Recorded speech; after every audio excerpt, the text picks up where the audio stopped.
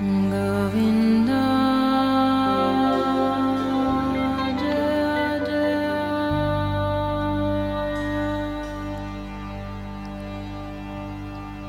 Gopala Jaya Jaya,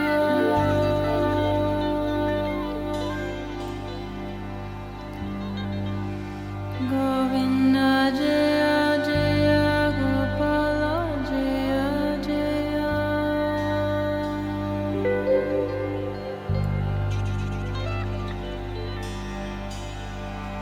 Govinda, Jaya Jaya,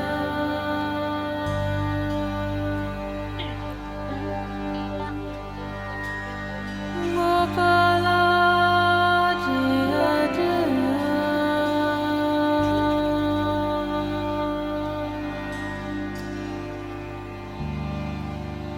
Radhe Radhe,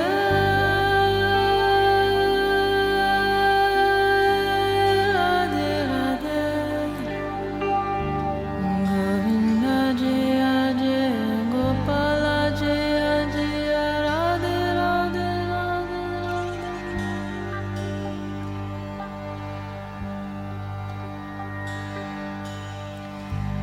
Radhe Radhe Radhe Radhe Radhe Radhe Radhe Radhe Radhe Radhe Radhe Bolo Radhe Bolo Radhe Radhe Radhe Radhe Radhe Radhe Bolo Radhe Radhe Radhe Bolo Radhe Radhe Bolo Radhe Radhe Radhe Radhe Radhe Govinda Jaya Jaya, Gopala Jaya Jaya, Radhe Radhe Radhe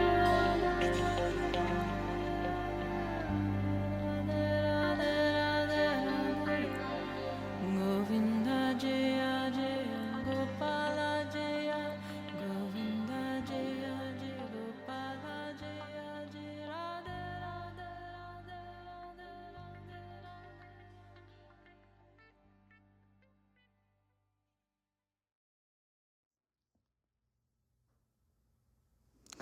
I have had several brothers in the last week point out to me at random moments the extent to which artificial intelligence has become indistinguishable from human creative output. One handed me a book written entirely by AI that I absolutely would have guessed, if I'd had to, that he had written it. It had all of his pizzazz and wit and goof factor, enough to where it just sounded so very much like him. An entire book, hundreds of pages. And as he said, his daughter put in the parameters and out came this entire manuscript. He could slap his name on it and there we go. We know of this. It's been around a little bit now. Already, though, as my other brother pointed out, it has become doable to do the same with video, such that you do the same. You plug in parameters, create a description of the person or the kind of person that you want emulated in a movie, and there you go. AI has created a movie for you. I've seen such movies. Apparently, they have already become indistinguishable from that which a human producer, director would have come up with using real actors. So with an ever-increasing capacity to fine-tune a perfect mimicry of analog creation, human-sourced creativity. What are we to do with this? How are we to discern between what is real and what is fabricated. This question becomes increasingly critical, not only to ask, to figure out how to answer. Are we to be fundamentally duped into believing whatever latest offering of propaganda gets dished up our way? I would say we've struggled with this, or maybe unknowingly, mostly unknowingly, as populations for decades and decades now, if not hundreds of years. That effort on behalf of the more powerful, those with the financial and material resources to seek to dupe the masses and keep them under a further level of ignorance there, and therefore restraint. It's reaching new levels of audacity and capacity now, though. And how are we to know? When you watch a video on YouTube, on TikTok, on all these different platforms, how do we know it's real? And not just someone just plugging in the data to their own purposes. And my answer is the same that I offer to those who ask me, how do I know my own thoughts are valid? How do I know if the belief system that I'm operating off of is one worthy of me, one that I can trust? Same answer, really, which is, in a certain way, incredibly cool and very useful. It's a twofer. 2 for 1. You know because you know because something deep inside you, this inner compass that is a truth teller, can know that something is just not quite right on. And unfortunately, that compass, that attunement has been cooked out of us to a large degree by the more heady ways of learning that we were exposed to and put through as kids growing up. We've all been hazed out of that sensitivity. And that doesn't mean we can't resensitize. We absolutely can. If we want to and are willing to make the effort, we can re-immerse ourselves in the inner terrain of our somatic systems that is masterful. To this day, still, even amidst all we've been through, there is an innate mastery in the realm of being able to distinguish truth from falsity.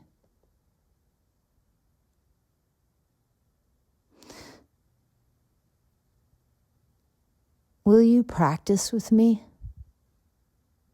If you don't practice with me, then you will someday encourage me away from what is true for me in my bones. And you will tell me, as you already have, that it is for the greater good that you're doing that. You will tell me to betray myself for the greater good. I don't want to be asked to do that again. I don't want to be asked to watch you betray yourself for what you think is the greater good because someone with great amounts of money and power created enough propaganda and fed it to you enough times that you believed it instead of believing your own cellular matrix inside. Believed it so that you wouldn't lose track of that which keeps you safe, or so you thought. This is a deep, deep practice, this retaining or reclaiming of our capacity to discern. There's a quiet, quiet element inside of us. It takes knowing how to become quiet enough to experience its resonance. And it feels wonderful to experience that. It is, there's an interesting type of bliss, harmonization that occurs when we tap that truth stream inside. Truth really is unbelievably liberating, even when it is painful or hard to accept. In the acceptance of it, we create new vistas of understanding that they come with a feeling of salvation, of reclamation. And you know it when you've tapped it. You just,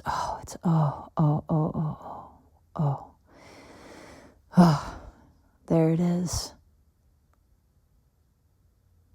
And that which doesn't offer that expanding of the inner self, depressurization of the inner self, revelation. That which doesn't come with revelation, that is not truth. There is some way that illusion, delusion, some falsehoods in the mix. So this is about exploring discernment, exploring how to know what that is being offered to us in terms of information about ourselves, about the world, about each other. What if it is real? When it feels like it furthers density, when it feels like it brings a heavy strangeness, subtly or otherwise, don't trust it.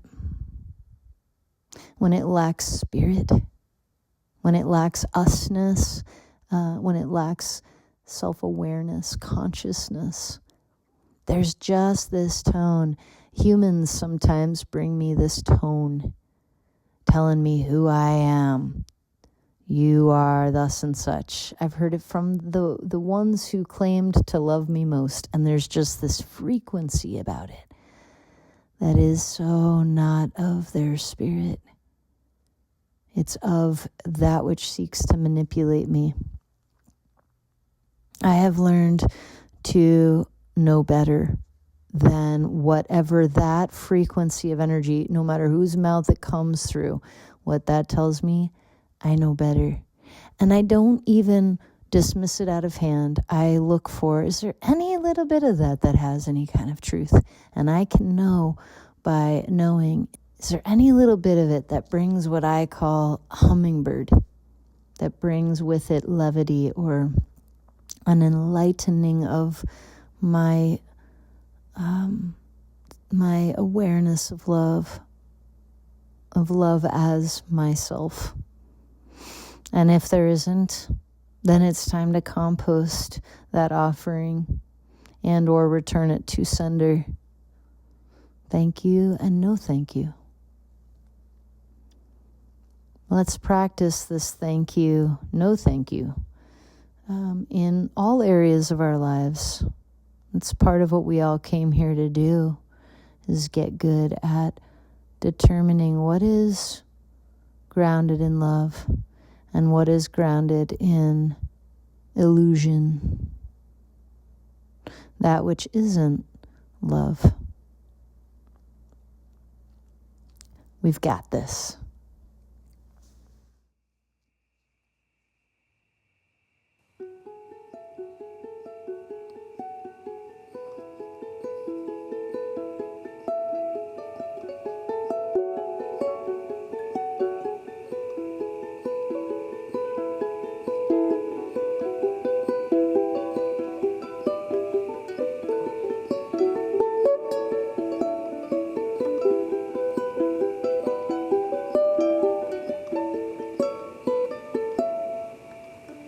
Have you heard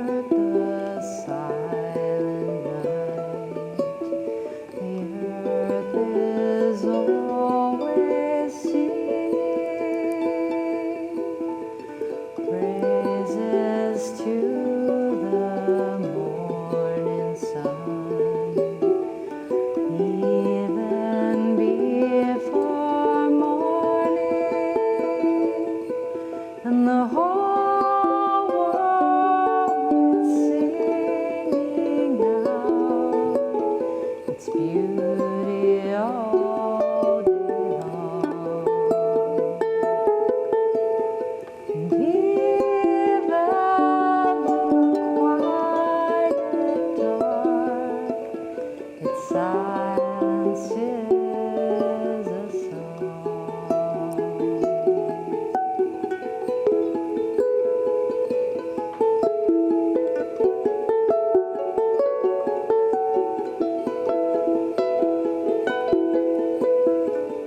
Weep not for the day of gray, for the heavens are not weeping.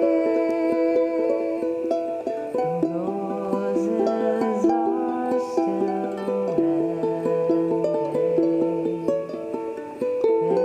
They are even blooming, and the whole world is singing out its beauty all day long. And even the quiet dark, its silence is a song. Its silence is a song.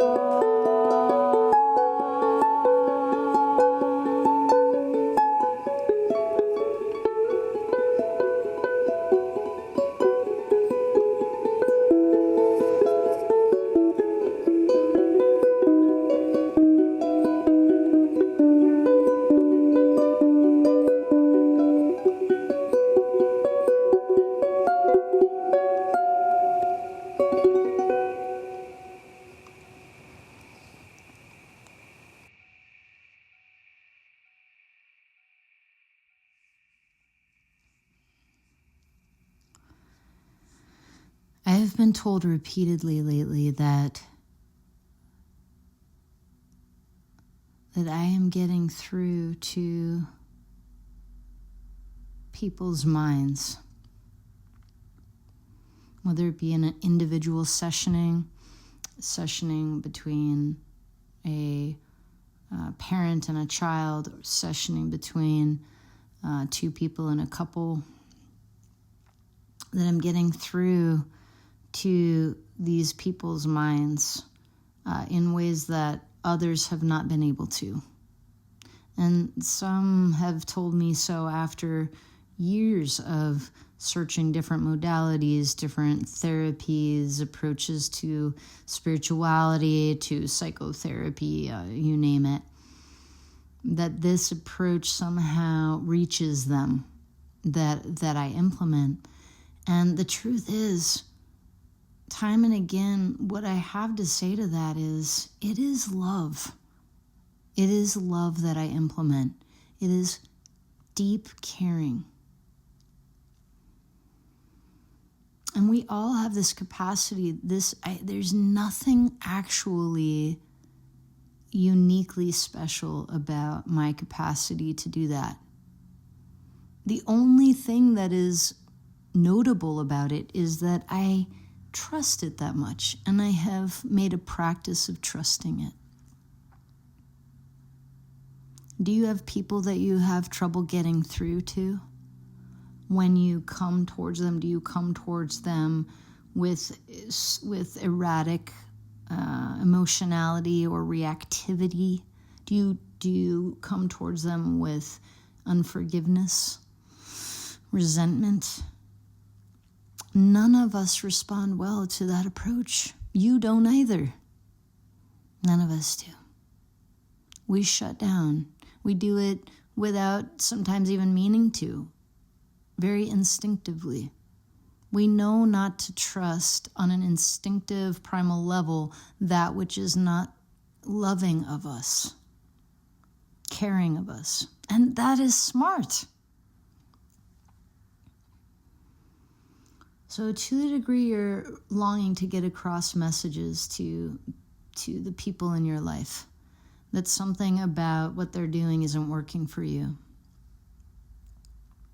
please do what it takes to return to love inside yourself. Are you afraid of them? Are you afraid of how they'll respond? Is that what helps you get off center? Kiss that dragon. Decide that they are not worthy of your self-abandonment, that no one is. Work on that worry of their response. Are you afraid they'll harm you physically if you go to them and tell them the truth of how you feel, what you would like to have be different? Bring an ally. Bring a big, strong ally of some kind for that conversation. There are ways of being both practical and also heart-wise about how we communicate with each other, and it makes a literal world of difference. I cannot even know a person, and yet if I know how to connect with caring about them in a most basic way as soul to soul, recognizing they have, what I do is I recognize that everyone has as much soul as I do, as much of that spark of God as I do within them. No matter, I'm actually most or even more intrigued with the ones that my mind creates some kind of funny difficulty in remembering that with, the people of power in the world. Those are ones I like to actually think about in these terms as a spiritual way of stretching my understandings, because it's so easy to let the mind make exception of them and say, not them. They're evil, right? Those are the evil guys over there. Even they have this spark of God within them. If they are human, now we got AI to contend with. That'll be another topic.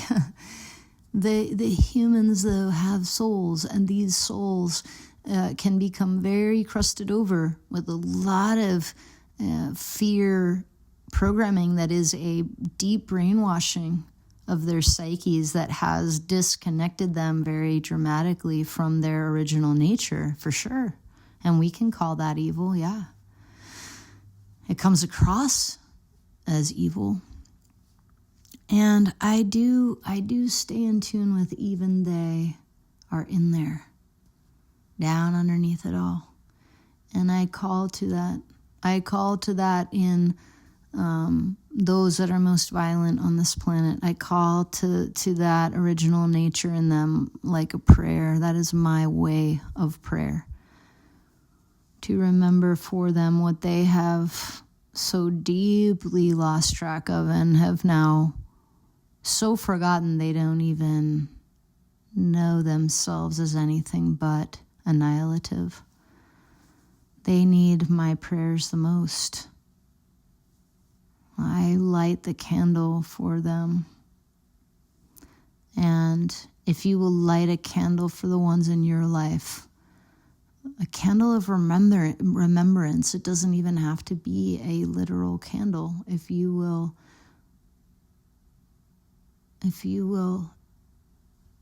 enlighten your own awareness with the remembrance of an usness that is deeper than all these apparent differences between us, you yourself can remain undamaged and unbroken by the winds of their forgetting, the storms of that forgetting. And you can actually offer an energy that transmutes and that can, if anything can, get through to them if and when they will ever let it.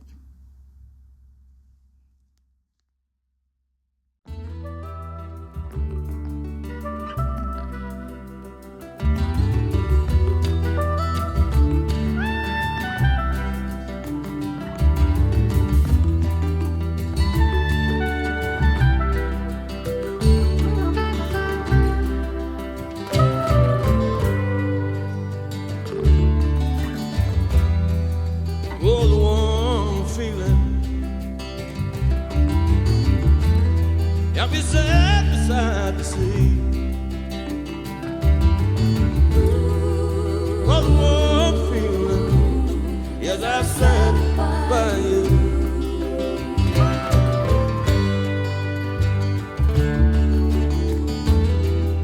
Like a child within the kingdom, I'll be sad beside the sea. For the warm feeling, yes, I stand by you.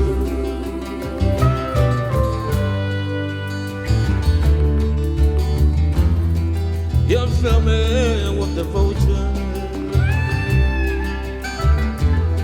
and it made me plainly see, and it healed my emotion, yes, I stand by you.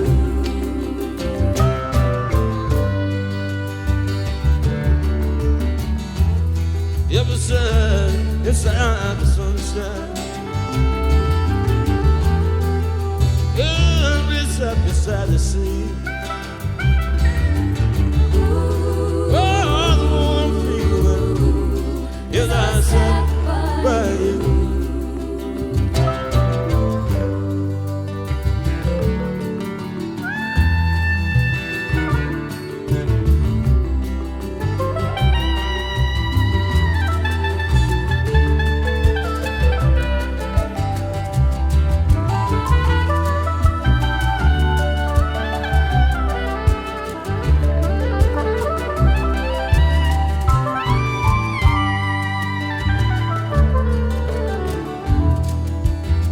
You fill me with religion.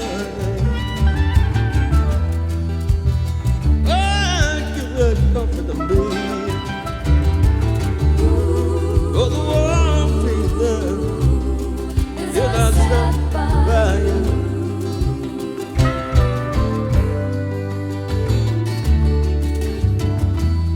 Oh, the warm feeling, yeah, beside